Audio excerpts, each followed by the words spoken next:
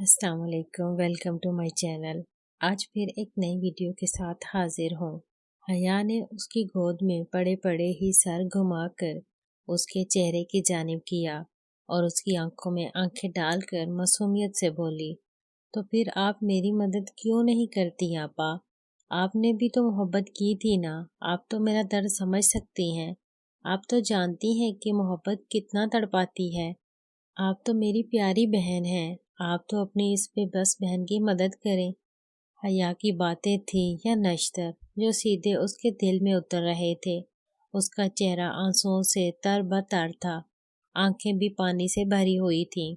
ایک سیل رواں تھا جو اس کی آنکھوں سے مسلسل بہا چلا جا رہا تھا۔ نازیہ اس سے نظریں چرا گئی، اس کی اپنی آنکھیں بھی اب پانی ابالنا شروع کر رہی تھیں۔ نازیہ اسے خاموش دلاسا دے رہی تھی۔ حیا اس کے سینے سے لگی روتی رہی اور وہ اسے اپنے ساتھ چمٹائے دور کہیں دیکھتی رہی۔ حیا نہیں جانتی تھی کہ ابھی عشق کے کتنے امتحان باقی تھے اور اسے علی کی محبت میں ابھی درد کے اور کتنے سمندر پار کرنا تھے، لیکن قدرت کو شاید اس پر رحم آ گیا تھا۔ اس کی دکھ کی سیاہ رات بس کٹنے ہی والی تھی اور سویرا بس آنے ہی والا تھا۔ اس کی سگی بہن ہی اس کے درد کا درمان کرنے والی تھی۔ ہاں، اس کی سگی بہن نازیہ جو چودھری اسلم ہی کی اولاد تھی، جو اچھی طرح جانتی تھی کہ اس بغاوت کا نتیجہ کتنا بھیانک ہو سکتا تھا۔ وہی نازیہ حیا اور علی کے درمیان پل بن کر ان کا سنگم کروانے جا رہی تھی۔ اس نے کل یہی فیصلہ کیا تھا۔ آج حیا کی حالت دیکھ کر اس کے ارادے میں مزید مضبوطی آ گئی تھی۔ حیا کے ہر آنسو کے ساتھ ہی اس کے ناتواں ارادے بدتردید توانا ہوتے چلے جا رہے تھے۔ وہ اپنے سفاک اور بے رحم باپ کے اٹل حصولوں کے خلاف انتہائی بغاوت کا سا سنگین قدم اٹھانے جا رہی تھی۔ حالانکہ وہ اپنے باپ کی سفاکی سے اچھی طرح واقف تھی، لیکن وہ تو جیسے ہر خطرے سے بے نیاز ہو کر سوچ رہی تھی۔ بہن کی محبت ہر خطرے کے احساس پر حاوی ہو گئی تھی۔ جو بھی ہوگا دیکھا جائے گا، زیادہ سے زیادہ ابا مجھے مار ہی دے گا نا، مار دے، لیکن میں اپنی پیاری بہن کی یہ حالت مزید نہیں دیکھ سکتی۔ میں اپنی بہن کو ابے کی جھوٹی انا کی بلی نہیں چڑھنے دوں گی۔ میرے ساتھ تو ابے نے جو کرنا تھا کر لیا، لیکن اب میں ابے کو وہ کہانی دہرانے نہیں دوں گی۔ میں اپنی معصوم بہن کی خوشیوں کی ہر رکاوٹ دور کر دوں گی۔ میں ابے کو اپنی بہن کے ارمانوں سے کھیلنے کی اجازت نہیں دوں گی، نہیں، ہرگز نہیں۔ میں پاس رکھے ایک بینچ پر جبکہ اکرم علی کے پاس بیڈ پر بیٹھ گیا تھا۔ علی سوالیہ نظروں سے ہمیں دیکھ رہا تھا۔ میں نے بات شروع کی۔ بات یہ ہے علی، ٹھہرو، پہلے یہ بتاؤ کہ حیا تو ٹھیک ہے نا؟ اس کی بات سن کر میرے لہجے میں بیزاری اود کر آئی۔ حیا کو کچھ نہیں ہوا علی، لیکن بات یہ ہے کہ میں پھر خاموش ہو گیا۔ کچھ آگے بھی بولو یار، کیوں میرے صبر کا امتحان لے رہے ہو تم لوگ؟ وہ تیز لہجے میں بولا۔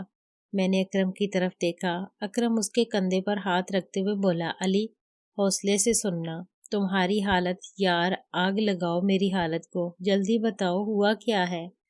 بس اب بتا دو مجھے۔ ٹھیک ہے تو پھر حوصلے سے سنو۔ کسی نے تمہارا گھر، جانور اور کھیت سب جلا دیا ہے علی، اور چودھری نے تھانے دار کے ذریعے دھمکی بھی لگائی ہے کہ اگر علی گاؤں میں واپس آیا تو اس پر سنگین قسم کا کیس بنا کر اسے لمبے عرصے کے لیے جیل بھیج دیا جائے گا۔ اکرم بولا تھا۔ میں نے اور اس نے علی کے کندھے تھام لیے تھے۔ علی یہ خبر سن کر ایک دم گم سم ہو گیا۔ اس کی خالی خالی آنکھیں لمحہ لمحہ نیچے کی طرف آ رہی تھیں۔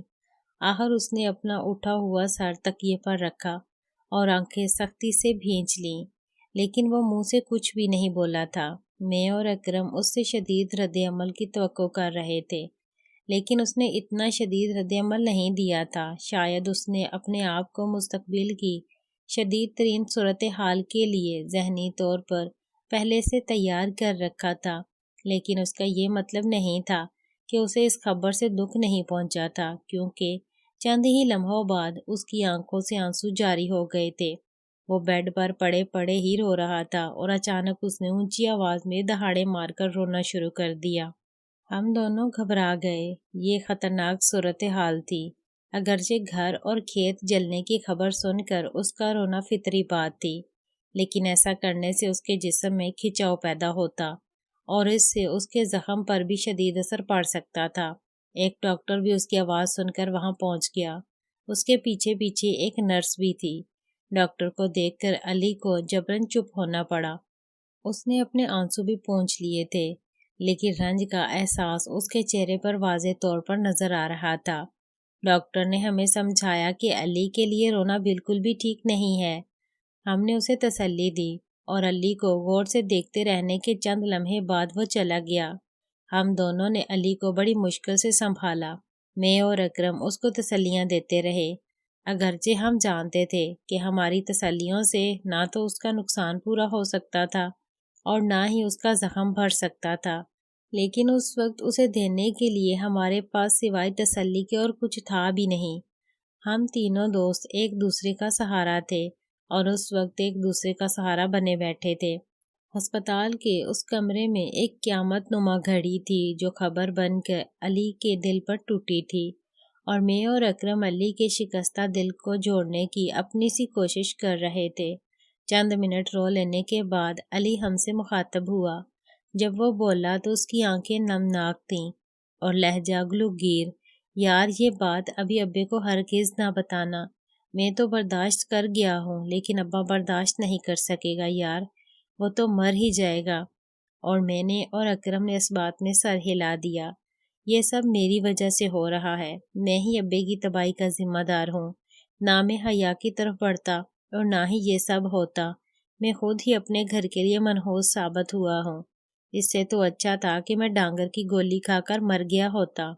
علی آنکھیں بند کیے ہوئے روتے روتے بول رہا تھا، نہیں علی نہیں، ایسی بچوں جیسی باتیں مت کر، کیا ہو گیا ہے تجھے یار؟ میں نے اٹھ کر اس کے ہاتھ کو اپنے ہاتھ میں لیتے ہوئے کہا۔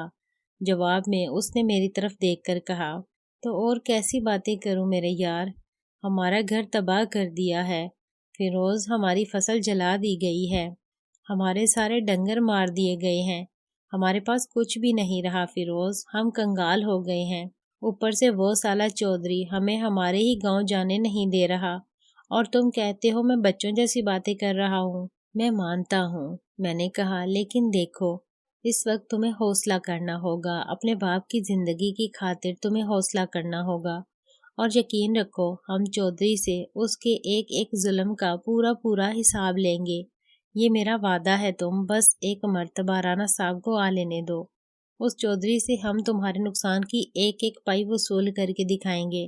میں نے اس کا ہاتھ اپنے ہاتھ میں لے کر کہا تھا۔ رانا صاحب کا حوالہ سن کر اس کی آنکھوں میں بھی چمک سی آ گئی تھی۔ اچانک اس نے ایک سوال کر دیا، اور حیا، کیا حیا نہیں لے کر دو گے مجھے؟ میں اس کے سوال پر خاموش ہو گیا۔ یہ دیوانہ اب بھی حیا کو بھلانے کو تیار نہیں تھا۔ علی پھیکی ہنسی ہنسا۔ سمجھ گیا دوست، تو چاہتا ہے کہ میں حیا کو دل سے نکال دوں۔ ہاں علی، میں یہی چاہتا ہوں۔ دیکھ میرے دوست، پہلے حالات اور تھے لیکن اب بات جان پر بن آئی ہے۔